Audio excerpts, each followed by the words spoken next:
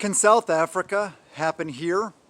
Hey everybody, this is Michael with Asymmetrical Preparedness. I don't know if you guys have heard what's going on in South Africa right now. Total chaos, dragging people out of the, down the streets, bad things. Just don't really want to go into the details. It's just a lot of bad stuff. Can that happen here? Yes, it could happen here. We are not impervious to chaos and turmoil like that. We've seen last summer and all the rioting, all the burning, all the looting and stuff like that. It can happen here. So there's one particular much larger channel than me talking about how you should go run around in your plate carrier and protective gear right now. I'm sorry. I have to kind of laugh at that because not knocking that channel, I get where he's coming from, but we're not to the point now in most places in the US where you got to run around in level 3 or 4 or anything like that. But realize, have the mindset, have your mental state in the proper location that knowing that it could possibly happen here. So what is the likelihood that that could happen here? I'd say we're headed maybe in that direction. We might want to start thinking about having the capability, the abilities, training, etc. to protect ourselves. That's all stuff we mainly talk about on Patreon. Links in the description below if you're interested. $1 a month, hundreds of videos, well worth it. So I'm not really going to go into detail like that oriented. The stuff that is not acceptable for this platform, keep that over there. But we're not to that point yet. We need to always be thinking ahead though. I always talk about being proactive instead of reactive. We need to be ready for that contingency, for that to possibly happen here. Like I said, it is likely, it is possible for something like that to happen in the United States. We're not impervious like everybody thinks. Oh, we're, like I say all the time, we're in the United States, we're just, we keep going on and nothing ever happens here. We're safe, we're secure, all this stuff like that. That's a myth. You got to be prepping, keeping up on your, food storage, stockpiling food, water, medical, all these kind of things. But a big part of it is the ability to protect what you have. That's very important.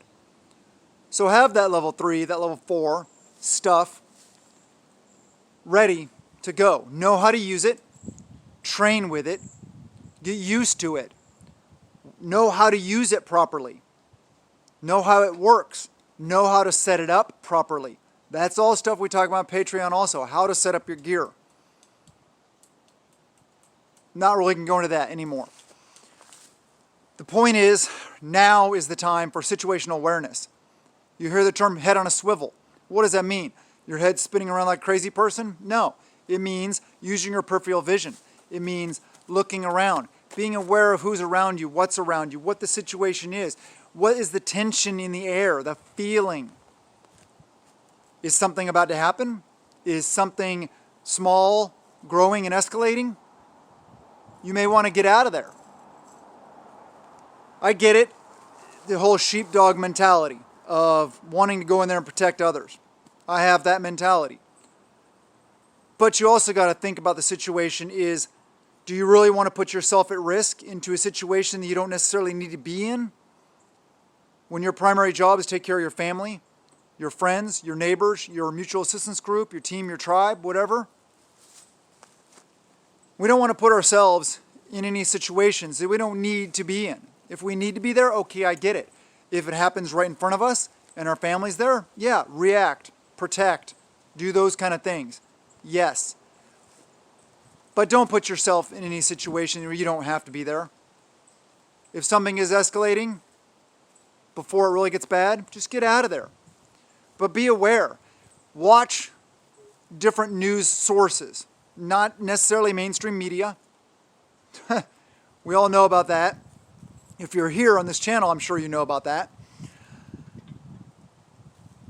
Yes, other sources. Learning as much as you can, being as aware as you possibly can of what's going on around us, what the situation is, what is escalating, what is going on. Power outages, crop failures, droughts, excessive heat.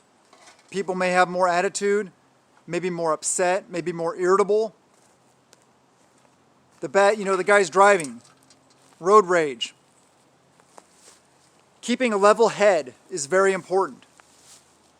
Being ready and willing and able to respond in a protective, defensive nature is also very important. So think about these things. Just a sec. Think through things realistically. Take a realistic approach to your preparedness. This is very important. Well-rounded. I know the channel name is asymmetrical, which means not even, like off kilter. But that is mainly talking to the point that we never are truly symmetrical in our preparedness. We always have weak points, strong points, stuff like that. But anyway, analyze what you have. Prepare for chaos. Be ready for it. Have plans in place. Have SOPs, standard operating procedures, with your family, group, whatever your situation is, yourself, to defend what you have, or to get out of Dodge if you have to bug out. Bugging out, I think, is a last resort, unless you're in a very, very built-up urban area, like you're in a major city in the city. Then you may want to bug out as your primary, because that situation will be untenable long term if the situation degenerates into total chaos. So make plans. War game. Think up here. What are the possibilities? What are the threats in my area? What are ingress, egress routes? How do people get into my property, to my house? Things like that. Keep your windows locked. Do common sense things. Lock your doors. Lock your vehicles. Have your defenses ready to be employed if you need to. Because we're not impervious here in the United States. It could devolve into a situation like that. We just need to be aware of it. Right now is the time for awareness. Right now isn't the time to put on your level 3 or level 4 plates in your carrier, your body armor, and go walking around. It's just not. Now is the time to have common sense, to keep a level head, but that situational awareness is very important. Paying attention to what's around you. Like getting the pulse of the area you're in, the situation you're in, the people you're around. Are tensions rising? You know, there's a lot of stuff talking about ethnic, they call it race war. Ethnic. There's only one race, the human race. There's different ethnicities, though. For the most part, people of all ethnicities respect each other. I believe. Most people are have common sense, level-headed. They're not looking for that. I'm not looking for that. I hope you're not looking for that. Nobody wants that. Nobody wants war in the U.S. soil. Nobody wants turmoil, chaos, anything like that. It sucks. Trust me. You don't want to be in it. You don't want to have neighbors fighting neighbors. You don't want the fight happening here. Everybody thinks, war happens over in the sandbox or something like that. No. It can happen here. You don't want it. Please don't think you want it. And tensions between ethnic groups, that's just being pushed. That's an agenda to distract us. You gotta be, I don't know how to say it. You gotta have common sense. Common sense is there are good people and bad people of every ethnicity. There's no general rule ever for that. For people of any ethnicity, for people of any age group, for people of any faith, there isn't. Let him be the judge.